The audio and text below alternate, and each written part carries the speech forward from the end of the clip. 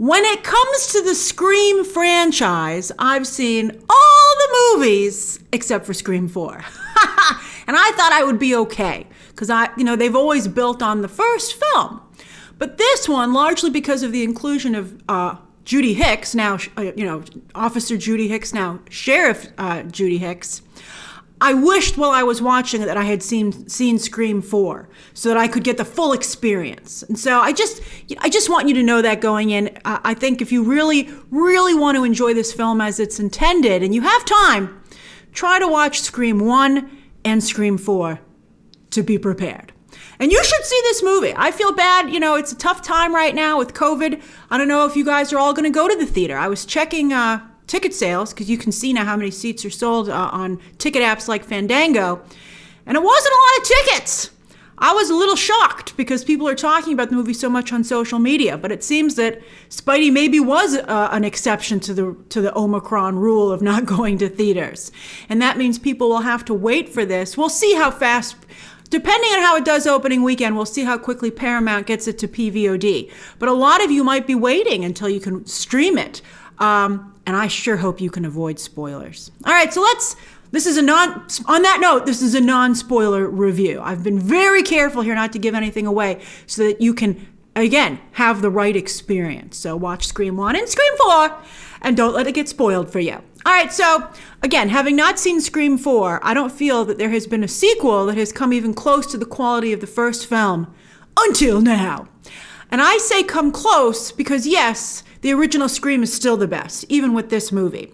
In large part because it was the first, it was so unique and full of surprises. And when you think about it, what would it have been like if that movie had been released today? And the internet had quickly spoiled all the surprises, especially the shocking opening scene. People thought Drew Barrymore was the star of that movie and who the killers were. There were two of them. Yes, it would have indeed been a very different experience, which is perhaps why Neve Campbell and Courtney Cox opened the movie talking to audiences saying, please don't spoil it. But as Alfred said, some people just like to watch the world burn, so you're responsible for avoiding spoilers yourself. So just really be careful.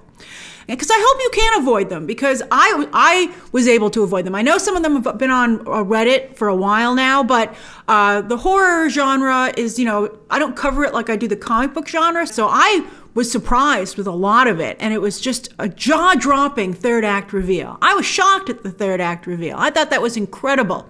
It's surprisingly gutsy and aggressive for Hollywood. I was like, well, first I didn't even know how to feel. And it's a twist worthy of the Scream franchise. I think that's the most important thing. And that's what puts this entry on par with the original. It's just so freaking clever. Oh, we will discuss it in the spoiler review. But again, this is a non-spoiler review. Right from the opening scene, which of course have to be iconic with this franchise, you can tell this is a Scream movie and a good one. With the establishing shot of Jenna Ortega's house, which is very well lit and crisp as a Scream house should be. And as the opening scene plays out, you can immediately tell how clever this movie is and how it's upgraded for 2022, both in terms of technology, but also pop culture. Recent horror films, Netflix, movie coverage here on YouTube, it's all here. And that was really fun to see. One thing the movie focuses on is the current popularity of the requel.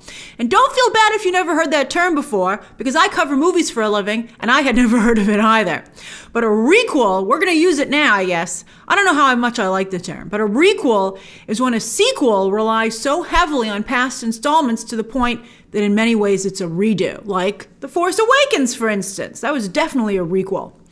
Which is what this new Scream is doing within the film and as an actual film. And just like all requels, the new Scream uses the OG cast less than we would like, and they never really team up. Why? Why do they keep making these same stupid mistakes? I hope that if they make a Scream 6, they talk about it, because it's frustrating and annoying. Anyway, of the OG cast, David Arquette is by far and away the best. He gets the most to do, and he does a fantastic job. Dewey Riley is truly one of the great film characters of all time, thanks to Arquette's continued commitment. So good! We'll talk about it in the spoiler review. As for the other characters, again, no spoilers. I really love Mason Gooding and Jasmine Savoy Brown as the twins. Speaking of Star Wars, twins are always great characters. Gooding, son of Cuba, that blows my mind, is the standout on Love Victor and here as well. While Savoy Brown, you've seen her here and there, but she really makes an impression in this movie. She is a real scene stealer, you will see. We'll talk about all this in the spoiler review. Marley Shelton and Dylan Minnette as her son Wes, in honor of Wes Craven. That was very sweet. And I thought Dylan Minnette looked great as a blonde. But also, they're the focus of a very memorable edge-of-your-seat scene. That was excellent. Well, Jack Quaid, interestingly, they have a lot of, him and Mason Gooding are both the children of famous actors. Jack Quaid, a fan favorite on The Boys, doesn't disappoint here either. Although, it's always weird to see Dennis Quaid's smile pop up on Meg Ryan's face. Every time, I'm like, whoa!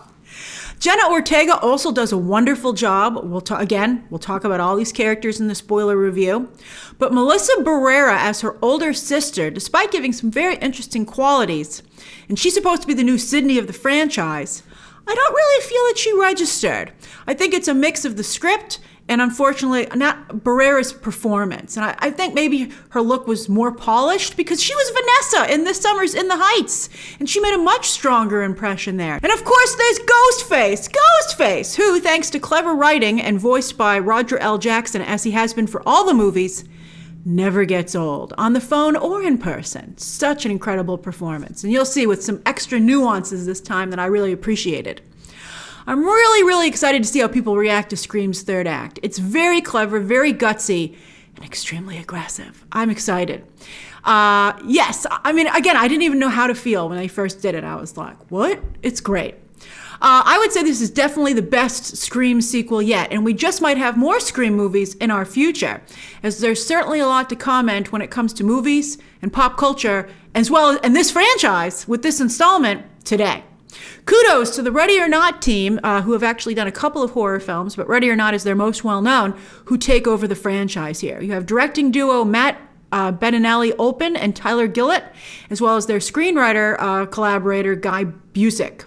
Maybe next time, Samara Weaving, also the relative of a famous actor, will answer the phone. I would love to see that.